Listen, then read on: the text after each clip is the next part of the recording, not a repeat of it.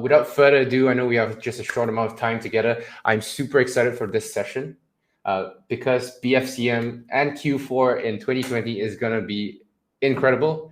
I firmly believe that it's one of the very few silver linings that we have in 2020, especially in the e-commerce world and scene. I hope this is going to benefit you guys. It sure has for us and the clients that we've worked with in the past 3 years.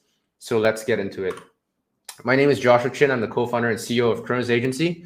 For the past 3 years, we have been a partner with Klaviyo, an email marketing platform, pretty much at the top of their game in the e-commerce scene. We are also one of the top B2B companies listed on Clutch Asia of 2020. All of that combined with our experiences in email marketing, we have on average increased our clients' revenue by a measured 20 to 30% across the board, across the different industry niches and different types of products. The average ROI that our clients see working with us is 35x, and we generate on average 5 million and counting, and it's still growing on a monthly basis for clients on a monthly basis. So all of that is just to give you an idea of the stuff that I'm about to share with you guys. It stems from experience and the stuff that we actually do day in and day out. It's not something that you Google online. It's not things that are kind of just random things that are based on theory. These are based on experiences that we have proven, tried and tested, and I hope that will benefit you as well. So back in 2019, just last year, around a very similar period of time, this is BFCM in 2019, we generated over 830K in email revenue across the board for all of our clients. We also created 424 campaigns in just that period of time, about 7 days, and 23% of our clients' average revenue in that period of time was attributed to emails. And what I'm about to share with you guys is going to break down what we've done on a step-by-step basis as quickly and as much as possible, the essentials of what you need to pay attention to replicate our success. So why BFCM 2020 is going to be different and what's going to be amazing this year? Number one, buying habits and preferences shifted significantly as a result of COVID-19. Offline revenue have gradually shifted online. People are much more comfortable shopping online, and you have a large pool of audience that used to hesitate on buying online. They're much more comfortable doing that right now. With social distancing measures in place, Black Friday itself might even be a completely online event or a majority online event. So you see a lot of the cash flow going offline, it will come online. Projecting online sales revenue, we're going to see a growth by at the very least 20 to 50% more compared to previous years. And this is as a measured whole year. It's going to be even more significant during BFCM. So the question for you guys today, where you guys currently are at in your email marketing game. The goal and the ideal kind of standard, the gold standard should be that 1/3 of your total store's revenue should be attributed to the email marketing revenue, the email marketing channel, because it's such an impactful and such a high converting channel for pretty much any e-commerce business that sells direct to consumer online. It is a core part of your strategy. These are just some examples, some results that we've seen with some of the clients that we've worked with. This is a lifestyle / home improvement brand that generated 30% of your total revenue. In the last 90 days alone, they've generated close to 5 mil. With us, that attributed to 30% of your total 16 mil in revenue. With this client at the bottom, this is a beauty brand. They've generated well over 10 million. It's an 8-figure brand across the last year. 36% of that is attributed to emails. Incredibly powerful. And as you can see, a large percentage of that comes down to automations. And that's going to be what we'll be talking about today as well. So 3 major lessons and 3 major insights that's going to help you double the sales that you've seen from last year with all the stuff that's going on today. Number 1, get noticed early on. You do not want to wait for BFCM to start making your customers excited for what you have to say, what you have to plan, and what you have to sell. You want to get noticed early on. This is building up the attention. Number one, offer an early opt-in with website pop-ups. Now, a lot of people think about website pop-ups as something that's super spammy, and it's not part of the a good experience for a customer. But I beg to differ. Done in the right way, it offers much more value than any other initiative that you can create as an initial entry point into the email marketing system. Now, the key is to offer something that's valuable for your customers. You got to make sure that your customers actually care for it, right? In some cases, offering 10% off is all you need. Sometimes offering a free product for a certain, when someone buys a certain bundle is what people need. Or maybe it could be absolutely nothing given away for free except for information. That could be a 5-day challenge, tips, guides, and ultimately depends on what your users and what your audience cares for. And what we've found is that by offering an early opt-in to the BFCM sale, you are able to create a brand new list of people who are very ready to buy from you again. So on the right-hand side, right, this is another way you can create additional attention by creating a pre-hype email that notifies your audience that you're about to go into the largest sale that your store has ever seen in the entire year. And by doing that, you're able to categorize people who are highly engaged and highly ready to hear what you have to say. And by doing that, you're essentially building up an audience for when you launch your sales campaigns. Some of the pre-hype examples is what you see over here. And one of the biggest objectives of this email is not to generate a sale. This is primarily to generate attention. You want to create a curiosity. You want to build a hype. You want to let people know about what's to come and what's to expect. And I like to always include, my team always likes to include a countdown timer in the pre-hype email, just to put, give a tangible sense of urgency and time, and basically looking forward to that day for your audience.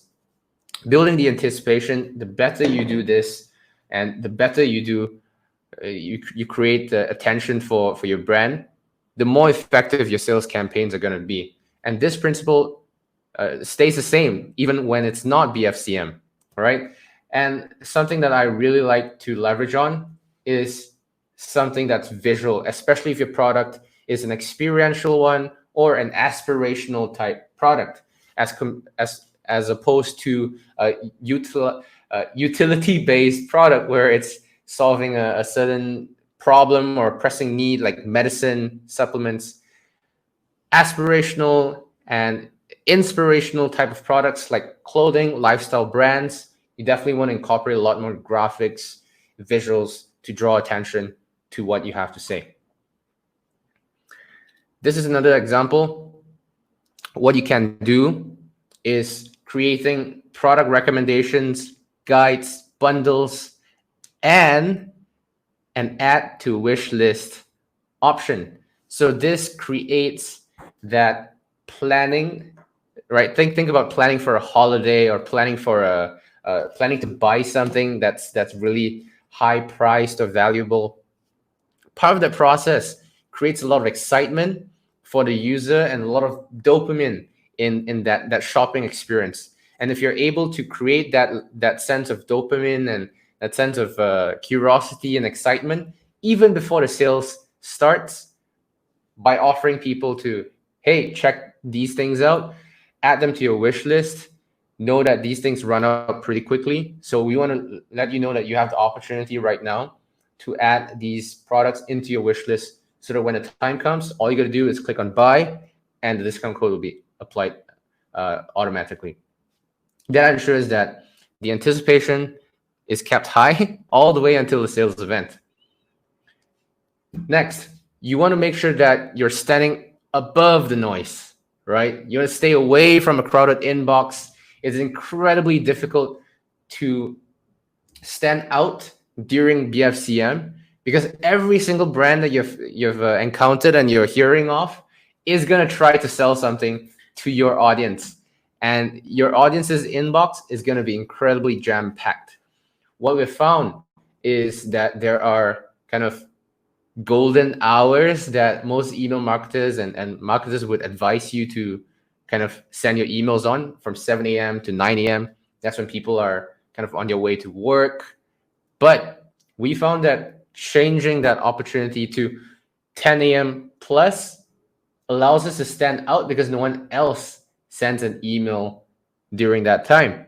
And often doing a split test in that manner allows you to kind of identify where your sweet spot lies, right? So test out different send times, alternative send times, or if you have a smart sending feature, test it out as well. Sometimes that doesn't work out as well because it does leverage existing data. And if you don't have enough sufficient data points, it may not work as well. So what I would recommend is A/B test them, split test them, find out what works best for you. So just a quick case study, just a simple example of how you can conduct your split tests. We did 3 A/B tests in a single month to make a conclusion. And even then, we're still continuously testing the same hypothesis because things will change over time. You do not want to make a conclusion from just a single split test because that may not be significant enough. The data set may not be large enough. The conclusion may not be sound, right? We kept everything constant from the subject line to the content, the graphics. The only thing that changed was the send time, 10 a.m. versus 4:15 p.m., which is basically eventually the winning variant. We ended up at this time frame based on various other hypotheses and tests that we've conducted, and it gave us a consistent outcome, which gave us essentially a higher revenue for some reason. And obviously, to conclude the test, you want to make sure that you have a conclusion and understanding fundamentally why this worked and why this succeeded, so that you can bring it forward in your next test. So this is just a quick kind of a template framework that you can use for your welcome series. This is something that's a little bit different from what you're typically used to, right? Most people have a discount coupon and then a coupon reminder, and that's about it. What we do beyond that is incorporating user-generated content, right? Leveraging reviews to crush objections, increasing the discount. This is what is called a discount ladder. So this subsequent emails will only be sent out if the subscriber doesn't convert in the prior email, right? If they don't convert here, they'll receive this email. If they don't convert, they'll receive this email, so on and so forth. Eventually, you'll come to a point where, all right, we have reached our maximum discount, right? We gave it all, or the maximum offer. If you're leveraging a discount ladder, this is what it's going to look like. Then we shift gears to building a longer term relationship by offering people to tell us their birthday, which we then use as an additional touch point further down the road when their birthday actually arrives. Now, an anatomy of an effective sales email. This is just a quick one. You guys can have a look at this. This is how we typically kind of structure an email. It looks great, but it's also effective. It's incredibly effective, and it comes with research and testing. We start off with a headline, something that's familiar to your audience, but notice that we don't use a lot of padding around it so that we save a lot of space up top above the fold. The headline plus a discount offer, especially if this is a sales email, this is what you want to focus on. Straight to the point, April special month-end sale, discount code, CTA button. This is kind of what has been working super well for us. So this is literally the first thing that they see when they click into the email. As they scroll down, they will see product recommendations, lineups, links, as well as social links at the bottom, just to end things off. All right, super simple. It works really well. Try it out. Number 2, build hype to maximize attention. You definitely want to use this as an opportunity to lock in your sales, build hype, capitalize on what we've done in the first stage. Now, hype builder campaigns, diving a little bit deeper, what you can do is create an add to calendar feature, which allows people to add the event as a reminder on their own calendars, so that the reminder lives in their personal notifications instead of the crowded inbox that you're going to be competing in. It's a very smart move. Highly encourage you guys to try this out. Next, start building a VIP list like we talked about. There are 2 ways you can do this. Incentivize people to opt in to that VIP list by offering bigger discounts, early access as an additional engagement touch point. Number 2, list segmentation. Identify your best customers based on behavior, engagement, and a certain threshold of number of purchases or revenue that they have spent with your brand. That's what you want to kind of identify and segment out as your VIPs.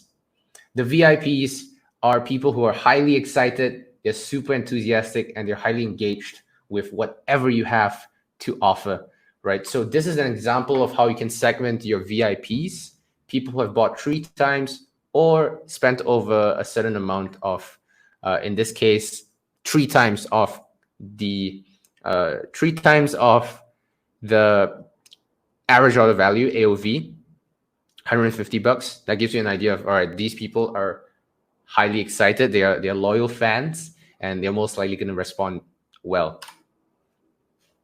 This is an example, a further example of an email of what you can do, right? It doesn't always have to be a well-designed email. If you only have, a copywriter on hand and you're short on time, you can always create a copy. Text-based email works pretty well as well. The value proposition, make sure you're making that clear in why they should pay attention. Make that clear in your email, right? Exclusivity is a very common one. Having an edge over other shoppers, a first-in-line access, a convenience, especially if your product sells out fast or if you have limited stock. Leverage that scarcity factor and maximize your outcome. Third, maximize conversions using psychological triggers. Make sure that you're doing all you can to give people the extra push that they need to convert and click on that purchase button. Now, the first thing that we found that works extremely well, communicating deadlines and actual urgency at the beginning and at the end of the sales process. Let people know when your sale is going to begin. Make sure that you're getting people to add that event to their calendars. Make sure that they're already engaging with your brand prior to the sale. And what we do is we add an additional countdown timer at the start and at the end of the sales event. So this works out super well. At the end of everything, make sure that you close off the event with a thank you email, because this further bolsters the relationship. It allows people to understand that they have a relationship, not with a brand, but with an actual living, breathing entity that is willing to connect and build a real relationship with them. And people really care for these things, especially in the world of big corporations where you're literally just buying stuff off discounts all the time. You want to make sure that you're standing out by building an actual real relationship. And the best part is this doesn't take much time. It's super easy to do, and it's all text-based. Do this at the end of the sale, so that people know that we're here for you if you have any questions. And thank you so much for being a part of this amazing event. Lastly, this is an option. If you want to be a little bit more aggressive, what you can do is create a surprise sales extension, extending the sale past the pre-allocated closing time. If you had a successful response from your previous that week, and you want to extend that even further and surprise your audience, this is what you can do. Next, discount offers. Whenever you have a discount offer, always pair that up with a sense of urgency, time limitation, making sure that there is a real limit to your discounts. That helps a lot. We also experimented with kind of the pricing difference before and after within the email itself. That worked out pretty well as well. Try that out. There's some additional ideas here that you can obviously kind of model after. Kind of using bestsellers as an imagery, as a product recommendation, helps with the buying decision as well. Some additional examples: 75% off plus slash prices. Right, these are some of the best performing emails I'm sharing with you guys. So have a look at them, see what you can imitate, modify, and work out. This is gonna be incredible for your brands this holiday. And lastly, communicate user benefit using social proof, like customer reviews, introducing the benefits of your product. The best way to communicate value is through a third party, and there's no better way than user reviews. So do that. User generated content works extremely well. It's raw, it's real, and people resonate with that. It doesn't have to be super complex, and this is what it can look like. It establishes authority. It shows people what it looks like when someone else uses it. And lastly, using FOMO and using moving graphics and GIFs and a video in your email works extremely well in creating clicks. If you're optimizing for clicks, this is what I would like for you guys to try out as well. Using content email is something that people often overlook. I only want to give a discount, but the truth is, this works extremely well as well. As you can see, this is an email that generated over $4,000 in sales, and it's basically in a nutshell, it's not selling. It is talking about reviews, and these are the types of content that people care for, that people want to see, and people resonate with. So using customer testimonials, usage, featuring customers, using your awards and earn authority, whatever that looks like, product reviews, as well as press mentions. These are extremely, extremely powerful stuff that also doesn't take a lot of time to put together because it's generated by your audience. And that is the end of our presentation. Unfortunately, we don't have a lot of time together, but I hope that you guys took away a ton from this short 20+ minutes together. And I do have a little surprise for you guys. This is a further breakdown of frameworks, checklists, and templates that you guys can swipe and use for your brands this 2020. This is the ultimate 2020 giveaway, including our 6-step holiday sales sequence that I haven't really gotten into to break records this BFCM. I hope you guys enjoy this. Use this link, that's bit.ly/JoshBFCM2020. Make sure that you have the caps in there, or you can use this QR code. And that is it. And if you enjoyed what I had to say and you want to learn more about what we do as an agency, this is how you can contact us. Those are my socials. Check us out on our website. Check me out on Facebook. And looking forward to connecting with all of you guys.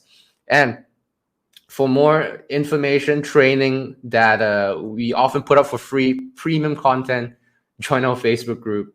And this is going to benefit you guys a ton. Thank you so much for your time. Appreciate it. And have a great Q4. Take care, guys.